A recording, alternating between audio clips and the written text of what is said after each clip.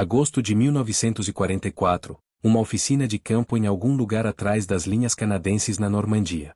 250 engenheiros de 14 unidades diferentes estão arrancando os canhões de tanques. Eles não dormem há dias. Estão cortando placas de blindagem de embarcações de desembarque destruídas nas praias, soldando-as em cascos abertos com eletrodos alemães capturados e reconstruindo motores que deveriam ter sido descartados meses antes. Os veículos que estão construindo parecem quebrados. Parecem como se alguém tivesse atacado uma fileira de canhões autopropulsados com um maçarico e esquecido de terminar o trabalho. Torres ausentes, canhões arrancados, bancos aparafusados onde antes ficavam os suportes de munição. Ninguém olhando para essas máquinas as chamaria de armas. E estariam certos. Aquilo não eram armas.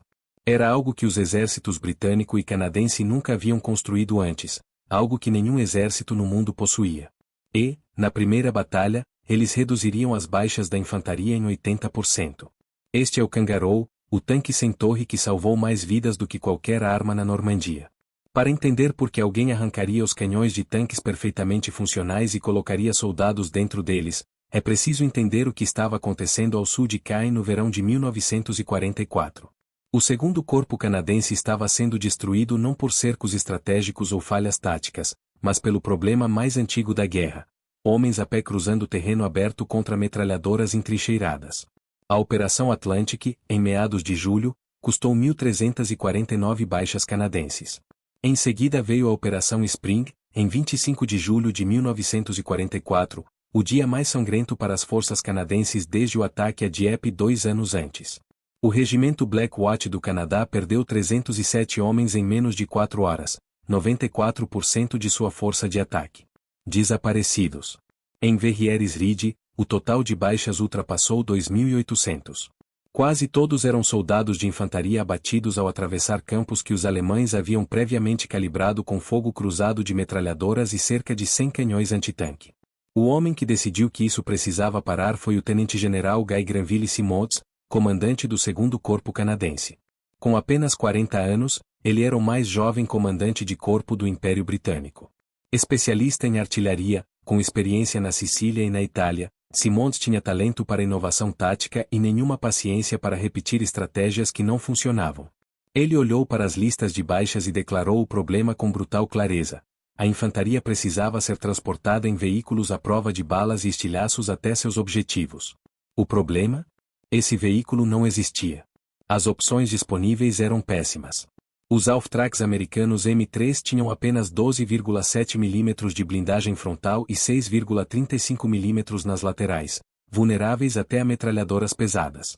Os Universal Carriers eram ainda piores, com 10 mm de blindagem frontal e espaço para apenas 3 ou 4 homens. Ambos eram abertos no topo, expondo tropas a estilhaços e explosões aéreas. Enquanto isso, dezenas de canhões autopropulsados M7 Priest estavam parados na Normandia. Seus regimentos haviam mudado para o canhão britânico de 25 libras. E na Inglaterra, centenas de tanques canadenses RAM estavam obsoletos antes mesmo de entrarem em combate. Simonds ligou os pontos: tirar os canhões, colocar soldados dentro. Em 31 de julho de 1944, ele ordenou o início das conversões. Em apenas 6 dias, 76 veículos estavam prontos. Eles receberam o nome de Kangaroo porque, como disse um oficial, os soldados ficavam protegidos como dentro da bolsa de uma mãe canguru. E quando entraram em combate, tudo mudou. Na Operação Totalize, os números foram claros. Soldados transportados nos Kangaroo sofreram apenas 53 baixas. Soldados avançando a pé sofreram 260 baixas. Os que estavam dentro dos veículos tiveram cerca de 1/5 das perdas totais e 1/10 das mortes. Em outras batalhas, os resultados foram ainda mais impressionantes. Em alguns casos, 0 baixas enquanto dentro dos veículos. O Kangaroo não era apenas um veículo improvisado. Ele criou um conceito. Depois da guerra, esse conceito evoluiu para veículos modernos de transporte blindado, como o M13 e outros, mas muitos abandonaram a blindagem pesada. Décadas depois, países como Israel voltaram à ideia original: usar cascos de tanques pesados para proteger a infantaria. Porque a lição já havia sido aprendida em 1944. Blindagem salva vidas. O regimento Kangaroo terminou a guerra com apenas 17 mortos e 71 feridos, após transportar dezenas de milhares de soldados em combate. No verão de 1944, um general canadense viu seus homens morrerem atravessando campos abertos e fez uma pergunta que ninguém havia respondido antes. Podemos dar aos soldados a pé a mesma proteção que damos aos tripulantes de tanques? A resposta foi construída com aço reaproveitado, solda improvisada e engenheiros que não dormiram por dias. E os números provaram que ele estava certo. Mas o verdadeiro impacto do Kangaroo vai além dos números frios das estatísticas.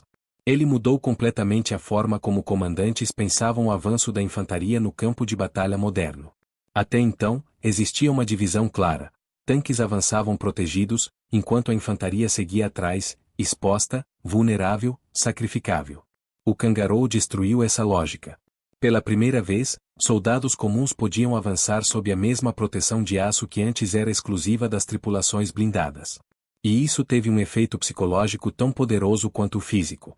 Relatos de combate mostram que unidades transportadas em Kangaroos avançavam com muito mais confiança, mantendo coesão e velocidade mesmo sob fogo pesado.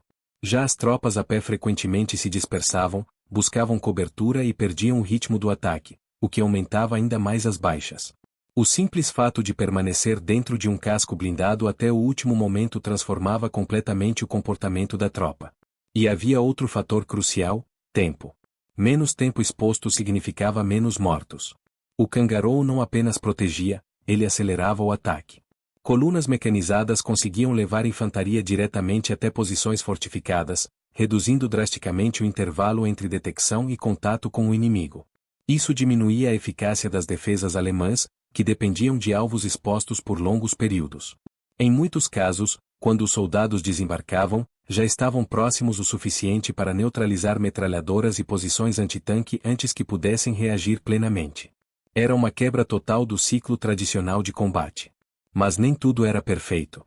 Os Kangaroos improvisados ainda tinham limitações. A visibilidade interna era extremamente reduzida. Comunicação entre motorista e tropas era difícil. Em terrenos urbanos ou florestais, o desembarque podia ser caótico. E havia sempre o risco de impacto direto de artilharia pesada, algo que nenhuma improvisação poderia resolver completamente. Mesmo assim, o custo-benefício era inquestionável. Salvar vidas em escala massiva compensava qualquer imperfeição operacional. E os comandantes sabiam disso. Por isso, o uso dos Kangaroos se expandiu rapidamente conforme a campanha avançava pela Europa Ocidental. Eles participaram da liberação dos portos do Canal, das batalhas na Holanda e dos combates finais na Alemanha. E em cada novo confronto, o padrão se repetia.